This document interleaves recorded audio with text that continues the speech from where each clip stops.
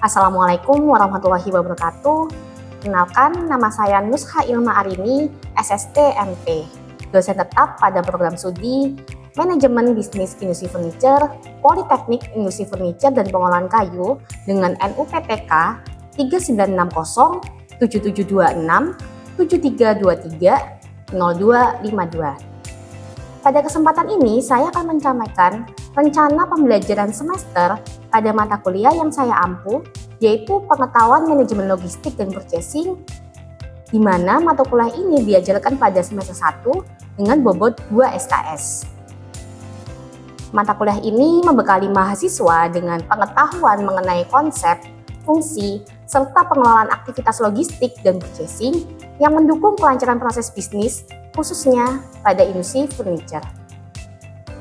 Kemampuan yang diharapkan atau capaian pembelajaran mata kuliah terdiri dari 3, yaitu 1. Mahasiswa mampu menjelaskan konsep dasar, ruang lingkup, fungsi, dan aktivitas manajemen logistik, serta purchasing pada industri furniture. 2. Mahasiswa mampu menganalisis pengelolaan persediaan, pergudangan, transportasi, sistem informasi logistik, serta proses pemilihan vendor dalam mendukung kelancaran operasi logistik perusahaan furniture. Yang ketiga, mahasiswa mampu menentukan alternatif keputusan pengelolaan logistik dan purchasing berdasarkan hasil analisis, biaya, efisiensi, dan kebutuhan operasional perusahaan furniture. Kemampuan akhir yang diharapkan atau sub-CPNK pada mata kuliah ini dimasukkan ke dalam 14 pertemuan perkuliahan dengan rincian materi tiap pertemuan. 1. Pengantar manajemen logistik. Pertemuan kedua, aktivitas logistik. Pertemuan ketiga, manajemen persediaan. Pertemuan keempat, seleksi dan negosiasi vendor. Pertemuan kelima, transportasi.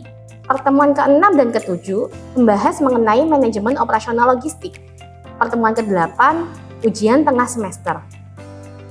Pertemuan 9 dan ke-10 membahas mengenai sistem informasi logistik. Pertemuan ke-11 dan 12 membahas mengenai pengukuran kinerja logistik. Pertemuan ke-13 dan ke-14 membahas mengenai warehouse dan material handling equipment. Pertemuan ke-15 membahas mengenai keuangan pendukung biaya logistik. Dan pertemuan ke-16 adalah ujian akhir semester. Sistem pembelajaran pada mata kuliah ini berupa perkuliahan tatap muka dengan metode pembelajaran, ceramah, diskusi, presentasi mahasiswa, simulasi, dan studi kasus. Sistem penilaian pada mata kuliah ini terdiri dari 4 komposisi, yaitu sikap perilaku dengan bobot 15%, tugas dengan bobot 20%, UTS dengan bobot 25%, UAS dengan bobot 40%. Referensi pembelajaran yang digunakan dalam mata kuliah ini antara lain 1. Modul Pengetahuan Manajemen Logistik dan Purchasing yang diterbitkan oleh Program Studi Manajemen Bisnis Industri Furniture. Yang kedua, buku dari Sutarman yang berjudul Dasar-Dasar Manajemen Logistik. Ketiga, buku dari Bowersox yang berjudul Supply Chain Logistik Management. Yang keempat, buku dari Balo yang berjudul Bisnis Logistik atau Supply Chain Management. Yang kelima, buku dari Pujawan yang berjudul Supply Chain Management edisi ketiga. Yang keenam, buku dari Monska yang berjudul Purchasing and Supply Chain Management edisi yang ketujuh. Yang ketujuh, buku dari Chopra yang berjudul Supply Chain Management Strategi, Planning, and Operation. Yang kedelapan, buku dari Sutarman yang berjudul Lean Supply Chain, Upaya untuk Meningkatkan Efisiensi Operasional. Pada kesempatan kali ini, saya akan menyajikan video pembelajaran mata kuliah Pengetahuan Manajemen Logistik pada pertemuan kelima dengan materi Transportasi dalam Manajemen Logistik. Materi ini mengacu pada sub-CPNK kelima, yaitu mahasiswa mampu menganalisis pemilihan moda transportasi dan sistem distribusi berdasarkan karakteristik produk dan biaya logistik. Selamat menyaksikan. Assalamualaikum warahmatullahi wabarakatuh. Waalaikumsalam warahmatullahi wabarakatuh. Selamat pagi teman-teman mahasiswa. Semoga kalian semua hari ini dalam kondisi yang sehat ya dan siap menerima perkuliahan hari ini. Oke, sebelum kita mulai untuk perkuliahan, kita doa terlebih dahulu ya. Silahkan untuk berdoa sesuai dengan keyakinan masing-masing. Berdoa mulai. Selesai? Oke, hari ini masuk semua kan? Masuk ya? Berarti total hari ini yang masuk 29 anak. Betul. Oke, hari ini kita akan masuk ke materi kelima di mata kuliah pengetahuan manajemen logistik dan purchasing. Nah, di materi kelima ini kita akan membahas mengenai transportasi, yaitu pemilihan moda transportasi dalam manajemen logistik. Nah, sebelum kita mulai materi, kira-kira teman-teman masih ingat nggak di pertemuan sebelumnya kita membahas tentang apa? Saya Bu, minggu lalu kita membahas tentang bagaimana perusahaan memilih vendor yang tepat, melakukan negosiasi untuk memperoleh harga, kualitas, dan layanan terbaik, serta mengevaluasi kinerja logistik agar proses pengadaan dapat berjalan secara efektif dan efisien. Oke, bagus sekali ya Mbak Nelly. Jadi dari sini kita tahu ya, sebelumnya kita sudah membahas mengenai seleksi vendor, negosiasi vendor. Nah, apakah proses logistik itu hanya berhenti sampai kita itu udah deal dengan satu vendor? Belum Bu, barang masih harus dikirim ke perusahaan atau ke pelanggan. Oke, maka dari itu di hari ini kita belajar terkait dengan transportasi, pemilihan moda transportasi, karena yaitu tadi lanjutan dari kita sudah memilih vendor yang tepat, sudah menyeleksi supplier, sudah melakukan negosiasi. Nah, tapi barangnya kan masih sampai di lokasi supplier, belum nyampe ke pabrik kita, atau misal barang kita itu masih ada di bagian produksi dan belum sampai ke tangan customer, seperti itu. Nah, inilah yang kita pelajarin, bagaimana kita memilih moda transportasi dalam aktivitas logistik. Oke. Nah, untuk tujuan pembelajaran hari ini, khususnya untuk CPMK yang kelima, yaitu setelah mengikuti pelajaran ini, mahasiswa diharapkan mampu menjelaskan fungsi transportasi di dalam sistem logistik. Kemudian yang kedua, menganalisis karakteristik berbagai moda transportasi. Kemudian yang ketiga, menganalisis trade-off antara biaya dan kecepatan dalam pemilihan moda transportasi. Kemudian menentukan moda transportasi yang tepat berdasarkan karakteristik dari barang maupun kebutuhan pelanggan. Nah, untuk referensi yang bisa kalian pelajari lebih lanjut, bisa kalian lihat pada slide berikut. Oke, ini saya mau tanya dulu ke teman-teman mahasiswa. Kira-kira siapa sih yang pernah belanja secara online? Pernah ya, hampir semuanya pernah ya. Nah, kira-kira gimana sih misal kalian membeli sebuah meja? Ya, gimana caranya sebuah meja itu bisa nyampe dari Jakarta menuju Kendal ya, tempat kalian memesan. Misal pesannya di Jakarta, kalian lokasinya di Kendal. Gimana caranya barang tersebut bisa nyampe ke tangan kalian? Kira-kira cukup nggak sih kalau semisal kita hanya menggunakan satu jenis transportasi saja? Enggak ya. Nah, untuk menjawab pertanyaan tersebut, jadi kita akan memahami bagaimana perusahaan bisa memilih moda transportasi yang tepat. Nah, di sini kita bisa melihat gambaran dari proses aktivitas dari logistik, mulai dari hulu sampai dengan hilir. Nah, di dalam proses logistik ini yang terangkum dalam manajemen rantai pasok, nah, di sini transportasi itu fungsinya untuk apa? Mengirimkan barang dari supplier menuju pabrik. Kemudian mengirimkan barang juga dari pabrik menuju gudang. Dari gudang menuju distributor, kemudian sampai ke tangan pelanggan. Nah, berarti di sini fungsi transportasi memindahkan barang dari satu tempat ke tempat yang lain, tapi tidak berhenti sampai situ aja. Jadi, transportasi ini juga menjaga kelancaran dari seluruh aktivitas rantai pasok. Jadi, dia menghubungkan keseluruhannya. Nah, kemudian coba kalian bayangkan, semisal bahan baku yang harusnya mengirimkan barang dari supplier menuju pabrik, nah, terlambat 3 hari. Nah, kira-kira apa yang terjadi? Terlambat, tidak bisa terjadi produksi. Nah, kemudian kalau misal kita tidak bisa produksi, berarti nanti si pelanggannya kecewa, kemudian komplain, seperti itu. Oke. Bu, apakah semua perusahaan harus memiliki armada transportasi sendiri? Pertanyaan yang bagus ya. Jadi gini, perusahaan itu bisa memilih apakah dia menggunakan armada sendiri atau menggunakan bantuan jasa logistik untuk mengirimkan barang-barangnya. Nah, jadi ini tergantung dari strategi yang digunakan oleh perusahaan dan tergantung juga biaya yang dimiliki oleh perusahaan, seperti itu. Oke, kita lanjut. Ini ada berbagai macam moda transportasi ya. Jadi moda transportasi ini biasanya pengiriman barang harus dilakukan dengan menggunakan moda transportasi yang biayanya paling minimal. Tapi tidak serta-merta yang paling murah itu adalah yang kita gunakan untuk transportasi, seperti itu. Jadi pemilihan mode yang tepat adalah kunci utama untuk meminimasi biaya. Jadi tidak serta-merta kita hanya memilih dari biaya yang murah aja, seperti itu. Nah, menurut Chopra dan Mendel, pemilihan mode transportasi ini juga dipengaruhi oleh faktor biaya, kecepatan, keandalan, kemampuan angkut, dan fleksibilitas. Nah, misal nih, untuk mode transportasi truk ini biasanya dia cenderung lebih fleksibel, memungkinkan untuk pengiriman dari pintu ke pintu. Kemudian juga cocok untuk digunakan di distribusi domestik, seperti itu. Kemudian untuk yang kedua, kereta.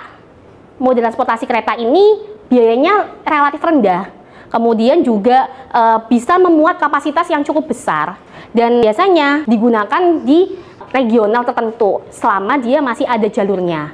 Namun distribusinya terbatas karena terbatas dari yaitu tadi rel kereta api ini kan jangkauannya terbatas hanya di sekitar daratan saja. Kemudian yang ketiga, pesawat. Jadi untuk pesawat ini biasanya yang paling cepat. Karena paling cepat jelas paling mahal. Namun dia juga distribusinya terbatas karena hanya yang memiliki bandara lah yang bisa menggunakan mode transportasi pesawat, seperti itu. Dan biasanya digunakan untuk barang-barang yang dia butuhnya cepat gitu ya, yang urgensinya tinggi. Kemudian juga barang-barang yang cenderung rapuh atau mudah rusak, seperti itu. Kemudian yang terakhir adalah kapal. Ini kapal ini yang paling murah ya di antara transportasi yang lain, dan volumenya juga bisa sangat besar. Namun waktu untuk pengirimannya relatif lama. Dan itu juga tergantung dari cuaca. Oke. Nah, berikut adalah perbandingan dari masing-masing mode transportasi ya, teman-teman. Jadi di sini dari berbagai macam pilihan mode transportasi dalam memutuskan kita mau menggunakan transportasi yang apa, biasanya kita membandingkan antara kecepatan, keandalan, harganya, fleksibilitasnya, jangkauan, dan perjalanannya, seperti itu. Nah, kita kan udah mempelajari nih karakteristik dari masing-masing mode transportasi. Nah, ini buat mengetahui pemahaman kalian ya. Ini saya mau ngasih satu latihan. Nah, di sini ada beberapa jenis barang ya, teman-teman. Ini kira-kira siapa teman-teman yang bisa untuk menjawab dengan jenis barang ini cocoknya menggunakan moda transportasi yang mana? Ya, silakan.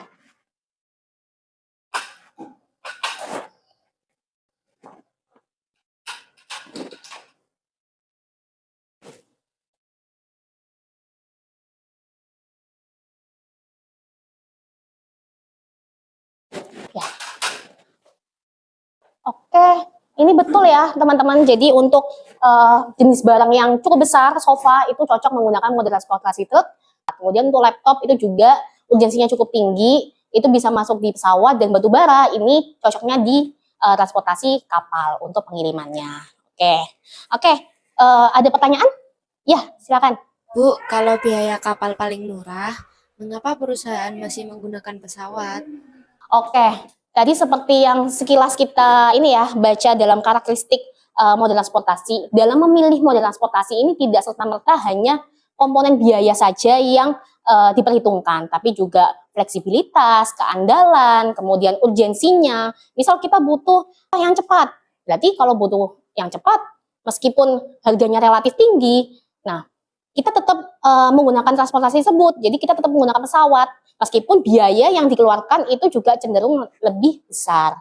Seperti itu. Karena biasanya biaya untuk penggantian atau biaya penalti itu mungkin bisa jadi lebih besar ketimbang biaya transportasi yang dikeluarkan. Seperti itu. Oke, kita lanjut ya. Keputusan-keputusan terkait dengan pertimbangan memilih mode transportasi itu kita sebut trade-off ya teman-teman. Jadi trade-off ini adalah suatu kondisi di mana kita harus merelakan satu kondisi tertentu untuk menggapai kondisi yang lain. Contohnya nih dalam transportasi logistik ya, ketika kita memilih pengiriman yang cepat, itu pasti nanti akan menghasilkan biaya yang mungkin relatif lebih tinggi. Sebaliknya, kalau kita mengejar harga yang lebih murah, pastinya nanti kita harus mau menunggu waktu yang lebih lama. Seperti itu. Nah, inilah yang disebut dari trade-off. khususnya trade-off dalam keputusan transportasi dalam logistik seperti itu. Nah, dengan kata lain, jadi perusahaan ini harus memilih kombinasi mana yang tepat gitu ya. Jadi dari berbagai macam moda transportasi tadi itu juga bisa dikombinasikan, tidak melulu hanya menggunakan pesawat saja atau menggunakan truk saja atau menggunakan kapal api saja. Bisa dikombinasikan, misal kita mau memilih mengirim barang keluar pulau, bisa kita kombinasikan menggunakan truk terlebih dahulu, kemudian dimuat di kapal, kemudian baru dia dilanjutkan menggunakan moda transportasi truk.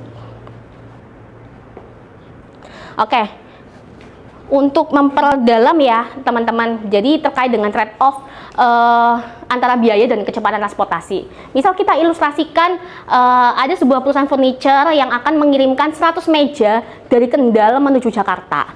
Nah, di sini ada beberapa pilihan moda transportasi ya.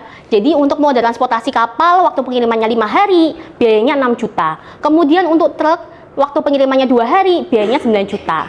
Kemudian untuk pesawat, waktu pengirimannya 1 hari, biayanya 22 juta.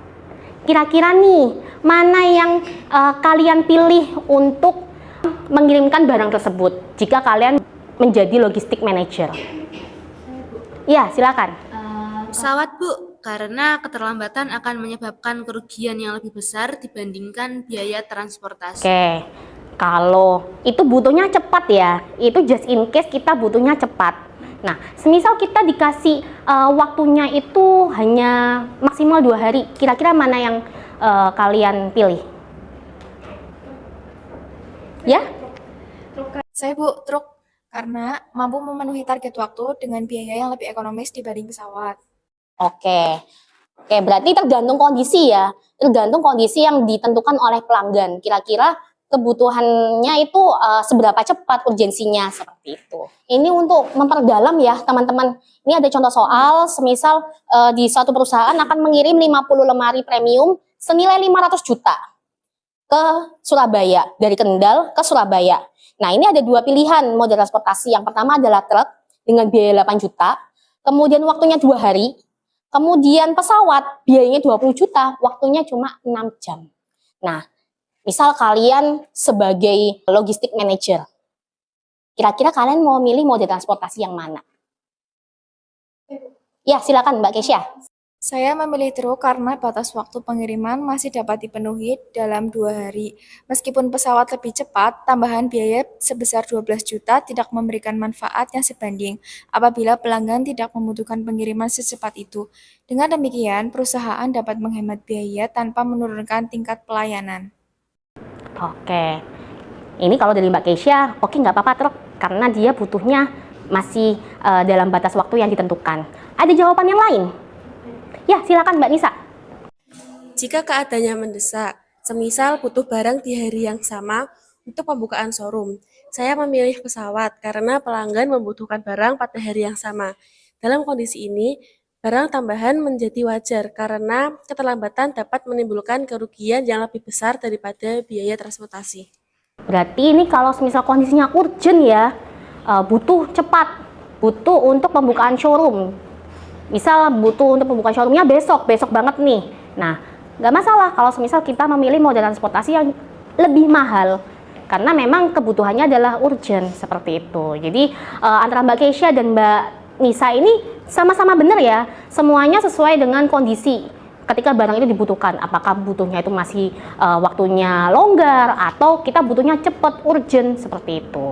Oke, baik teman-teman, kita sudah memahami ya karakteristik dari masing-masing moda transportasi. Nah, di mana di sini akan muncul satu pertanyaan lagi. Kira-kira apakah pengiriman ini hanya menggunakan satu moda transportasi saja atau kita butuh lebih dari satu moda transportasi? Lebih dari satu. Oke, baik. Nah, makanya dalam praktik logistik ini kita mengenal istilah transportasi antar moda atau intermodal transportation, di mana di sini mengkombinasikan antara 2 atau lebih moda transportasi, dan biasanya ini digunakan untuk pengiriman jarak jauh, misal pengiriman luar pulau atau pengiriman lintas negara. Itu biasanya menggunakan transportasi antar moda. Nah, apa sih transportasi antar moda itu? Coba kita baca bareng-bareng nih teman-teman. Apa itu transportasi antar moda? Transportasi antar moda adalah sistem pengangkutan barang yang menggunakan 2 atau lebih tanpa mengangkat atau mengubah hasil muatan. Misalnya, tetap menggunakan kontainer atau peti kemas yang sama selama proses pengiriman. Oke, baik. Berarti di sini menggunakan 2 atau lebih mode transportasi, tapi kita nggak mengubah kemasannya, kemasan pengirimannya. Misal kita menggunakan peti kemas yang sama atau menggunakan kontainer yang sama, hanya kontainernya yang dipindah-pindah, tapi barangnya enggak, seperti itu. Oke. Nah, untuk memperdalam lagi, ini ada studi kasus. Jadi, PT Fornica akan mengirim 200 lemari dari Kendal menuju Makassar. Nah, di sini ada beberapa pilihan mode transportasi yang bisa digunakan, yaitu truk, kapal, dan pesawat. Kira-kira mode transportasi apa yang sebaiknya kita pilih? Ya, silakan. Karena barangnya besar, volume barangnya tinggi, dan tidak terlalu mendesak, maka pilihan terbaik adalah kapal yang dipadukan dengan truk atau transportasi antar moda. Baik, jadi ini ya, teman-teman sudah punya gambarannya ya, sudah mulai memahami ketika barangnya ini volumenya besar, kemudian tidak terlalu mendesak, itu kita bisa mengkombinasikan mode transportasi, misal truk terlebih dahulu. Jadi truk ini memuat dari gudang menuju ke pelabuhan, kemudian nanti diangkut menggunakan kapal. Nah, dari kapal nanti ketika sampai di pelabuhan tujuan, itu nanti akan diangkut lagi menggunakan truk menuju gudang tujuan. Seperti itu. Jadi kita bisa mengkombinasikan 2 mode transportasi tersebut. Nah, sebelum kita masuk ke evaluasi, kira-kira ada yang mau ditanyakan? Kalau nggak ada, kita lanjut ya, teman-teman. Nah, pertanyaan yang pertama, ini kita merefresh kembali tadi yang sudah kita pelajari. Mengapa transportasi menjadi aktivitas penting dalam logistik? Ya, silakan Mas Harlan. Saya, Bu. Karena transportasi digunakan untuk mengirim barang dari produsen ke konsumen. Oke, baik. Jadi benar ya Mas Harlan, transportasi ini tidak hanya untuk memindahkan barang aja, tapi bagaimana agar aktivitas logistik ini bisa berjalan dengan lancar gitu ya. Dengan tujuannya adalah barangnya nyampe ke pelanggan di waktu yang tepat, di kondisi yang tepat, seperti itu. Oke, baik sekali. Kita lanjut ke pertanyaan berikutnya. Kira-kira kapan sih perusahaan sebaiknya menggunakan pesawat? Ya, silakan Mas Azizi. Saya, Bu, ketika barang harus cepat sampai di tujuan. Oke, betul. Jadi kita bisa menggunakan mode transportasi pesawat itu ketika kita pengen buru-buru nyampe tujuan. Jadi barangnya yang bernilai tinggi, urgensinya tinggi, itu cocok menggunakan transportasi pesawat seperti itu. Nah, kemudian kalau untuk barang yang berukuran besar, kemudian waktu tunggunya tidak terlalu urgent, itu bisa kita menggunakan mode transportasi kapal atau kapal yang dikombinasikan dengan truk seperti itu. Oke, untuk yang ketiga, kira-kira apa kelebihan transportasi antar moda? Oh iya, boleh, silakan Mas Azizi. Saya lagi, Bu, karena bisa menggunakan lebih dari satu kendaraan transportasi. Oke, jadi karena kita menggunakan lebih dari satu kendaraan, jadi kita mengambil kelebihan dari masing-masing kendaraan tersebut. Keunggulannya apa? Misal truk ini dia fleksibel, bisa door to door. Makanya kita kombinasikan dengan kapal, jadi sama-sama biayanya relatif rendah. Tapi kalau kapal kan hanya lintas pulau saja ya, tapi dia nggak bisa door to door. Jadi kita manfaatkan kelebihannya yang murah dan volumenya tinggi, dikombinasikan dengan mode transportasi truk yang fleksibel, bisa sampai ke lokasi tujuan seperti itu. Nah, kombinasi ini yang nantinya membuat biaya transportasi ini menjadi lebih efisien seperti itu. Oke, teman-teman, saya rasa teman-teman hari ini sudah cukup memahami ya terkait dengan pemilihan mode transportasi dalam manajemen logistik. Nah, untuk semakin memperdalam pemahaman kalian, silakan teman-teman mengerjakan tugas individu ini ya. Dan untuk tugas ini nantinya silakan untuk dikumpulkan melalui @link ya. Jadi langsung dikerjakan, nanti akan saya set deadline-nya adalah minggu depan, seperti itu. Baik. Dan untuk memperdalam materi, silakan teman-teman untuk mempelajari referensi yang sudah saya tampilkan di slide. Nah, baik teman-teman. Jadi di hari ini kita sudah mempelajari bahwa transportasi ini merupakan salah satu aktivitas yang penting ya dalam proses logistik. Karena dia menghubungkan aliran barang mulai dari hulu sampai dengan hilir. Kita juga telah memahami kalau sistem setiap moda transportasi ini punya kelebihan dan kekurangannya masing-masing. Maka dari itu perlu adanya kombinasi dari 2 atau lebih moda transportasi agar biaya transportasi itu bisa lebih efisien. Nantinya apakah proses logistik ini berhenti setelah barang itu dikirim? Tentu enggak ya teman-teman. Jadi ketika barang itu selesai dikirim, itu tidak hanya berhenti sampai di situ aja. Jadi nanti barang yang udah nyampe itu masih harus diterima, diperiksa, kemudian disimpan dan dikelola persediaannya hingga didistribusikan kembali secara efektif. Nah, oleh karena itu nantinya di minggu depan untuk materi berikutnya kita akan belajar mengenai manajemen operasional logistik. Jadi di manajemen operasional logistik nanti kita akan belajar bagaimana aktivitas penerimaan, penyimpanan, penanganan material, kemudian pengelolaan persediaan hingga distribusi ini dikelola untuk mendukung kinerja logistik perusahaan. Sebagai penutup, saya berharap materi hari ini dapat memberikan pemahaman bahwa keputusan transportasi itu tidak hanya sekedar memindahkan barang, tapi juga merupakan keputusan strategis karena mempengaruhi efisiensi biaya, kemudian kualitas layanan, serta kepuasan pelanggan, seperti itu. Oke, teman-teman, terima kasih atas perhatiannya. Akhir kata, wassalamualaikum warahmatullahi wabarakatuh. Waalaikumsalam warahmatullahi wabarakatuh. Terima kasih, Bu.